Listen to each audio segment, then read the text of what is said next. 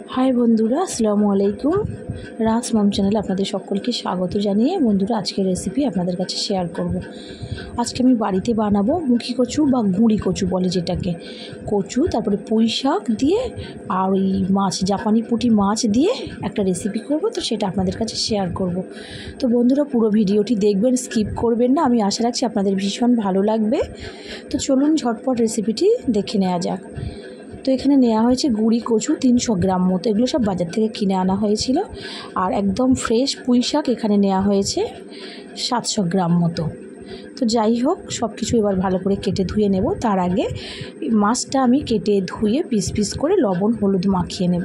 আর এই মাছটা ছিল জাপানি পুঁটি মাছ, আমাদের এখানে সবাই মাছটাকে জাপানি পুঁটি মাছ বলে। তো গোটা মাছটা দেখানো হয়নি, কাটার পরে ভালো করে ধুয়ে টুয়ে নিয়ে তারপরে লবণ হলুদ মাখিয়ে নিচ্ছি। আর দেখতেই পাচ্ছেন বন্ধুরা প্রত্যেকটা মাছের পিসের মধ্যে ডিম আছে।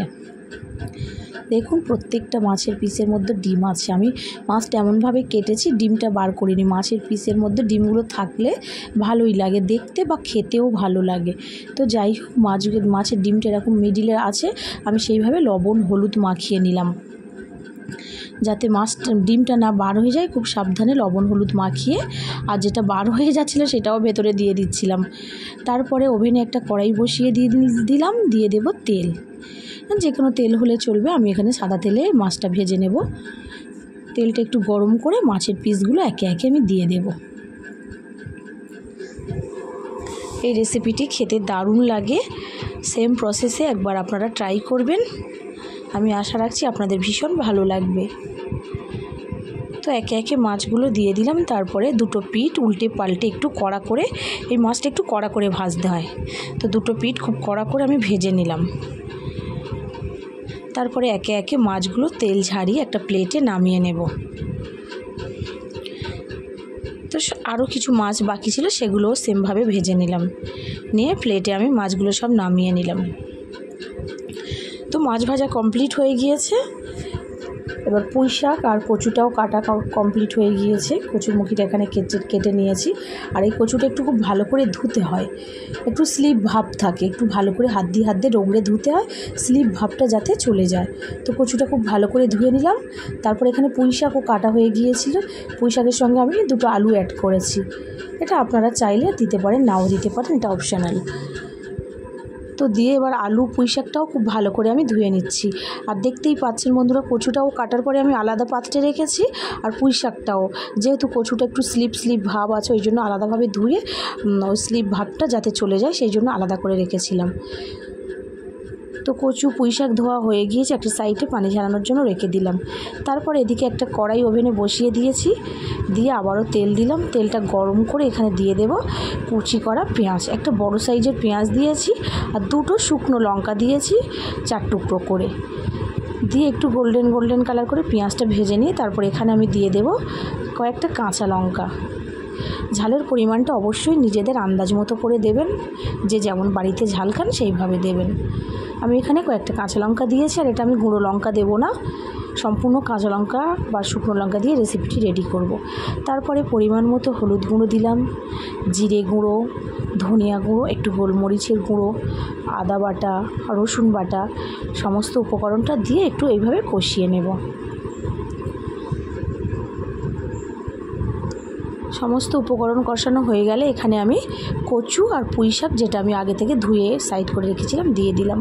তারপরে দিয়ে দেব স্বাদ মতো লবণ, দিয়ে সমস্ত উপকরণের সঙ্গে কচু পুঁই শাক এভাবে একটু কষিয়ে নেব। এই পর্যায়ে আমি এখনও পর্যন্ত কোনো পানি ব্যবহার করিনি। এবার আমি ঢাকনা চাপা দিয়ে গ্যাসের ফ্লেমটা হাইতে দিয়ে কিছুক্ষণের জন্য রেখে দেব। তারপরে ঢাকনাটা খুলে এইভাবে আমি কষাতে থাকবো। দেখুন বন্ধুরা আমি এখনও তো কোনো পানি ব্যবহার করিনি, একটু যে পানি ভাব মানে রসালো ভাব এসেছে, এটা যতক্ষণ না শুকিয়ে যাচ্ছে ততক্ষণ আমি এভাবে কষাতে থাকবো। দেখুন মিডিলটা আমি ফাঁক করে একটু দেখাচ্ছি, মাঝখানে একটু পানি ভাব আছে। এটা শুকিয়ে যাওয়া পর্যন্ত আমি এভাবে কষিয়ে নেব।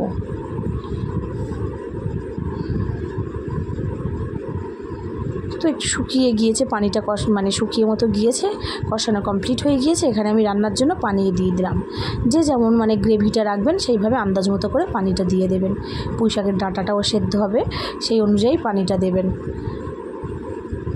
তো রান্নার জন্য পানি দিয়ে আমি ঢাকনা চাপা দিয়ে এটা 10 মিনিট রান্না করে নেব। তার আগে একটু ঝোলটা ফুটে গেলে এখানে মাছগুলো আমি দিয়ে দেব। পানিটা দেওয়ার পরে ঝোলটা যখন ফুটছে আমি একে একে মাছের পিসগুলো এইভাবে দিয়ে দিলাম। দিয়ে একটু খুন্তি চাপা দিয়ে মানে খুন্তি দিয়ে দিয়ে মাছটা একটু চেপে চেপে ভেতরের দিক মানে ঝোলের মধ্যে ডুবিয়ে ডুবিয়ে দেব। তারপরে ঢাকনা চাপা দিয়ে 10 মিনিটের জন্য এটা রান্না করে নেব মিডিয়াম আঁচে। অবশ্যই এটা মিডিয়াম আঁচে রান্না করতে হবে।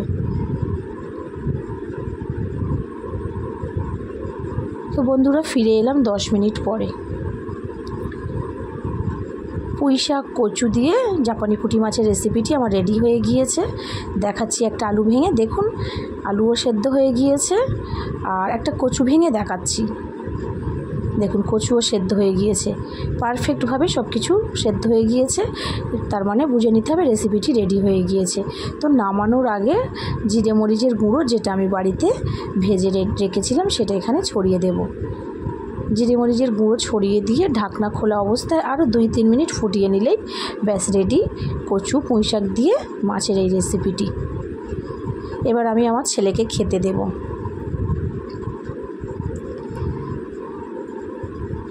তো বন্ধুরা আজকের রেসিপিটি কেমন লাগলো কমেন্ট করে জানাবেন।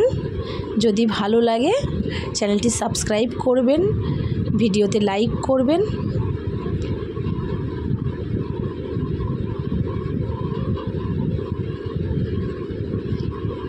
এবার আমি রাহাতকে একটু ভাত মেখে খাওয়াচ্ছি। দেখুন রাহাত বলবে কেমন হয়েছে। আপনারাও এইভাবে একবার বাড়িতে করবেন, ভীষণ ভালো লাগবে। তো বন্ধুরা আজকে এখানে ভিডিওটা শেষ করছি। দেখা হচ্ছে নেক্সট কোনো ভিডিও নিয়ে। ততক্ষণ সবাই ভালো থাকবেন, সুস্থ থাকবেন। আল্লাহ হাফেজ।